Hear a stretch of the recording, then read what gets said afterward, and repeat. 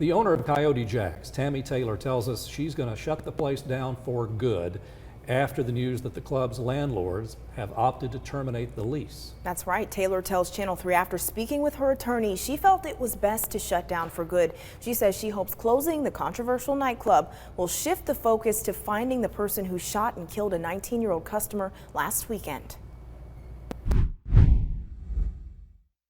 Coyote Jacks nightclub is closing for good.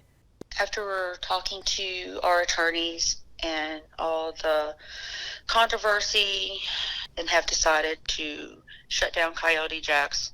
We will not reopen. Just a week after a deadly shooting, Chattanooga police are still searching for a suspect. I think any other place would have been shut down long ago. Owner Tammy Taylor's decision comes hours after attorneys representing the club's landlords tried to serve her with a formal notice that her lease had been terminated. The incident that happened over the weekend contributed to this, and the city attorney's office for Chattanooga is working on a nuisance abatement filing. Club security alarm could be heard Friday afternoon sounding off from down the street. The locks had been changed.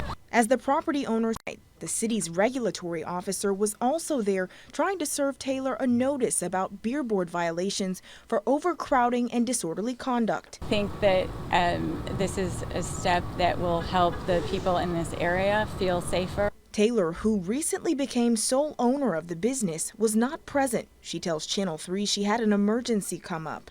This is blown up into something that is not supposed to be. We've done nothing wrong. Taylor says the club has been open since 2014. Records show police have responded to 400 calls about the club from neighbors and business owners like Colleen Carboni.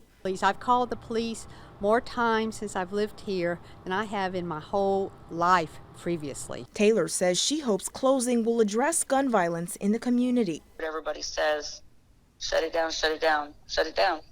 Well, I've shut it down, so now let's see if it fixes the problem. She also tells Channel 3 she plans to continue cooperating with police to find the person responsible for this latest act of violence.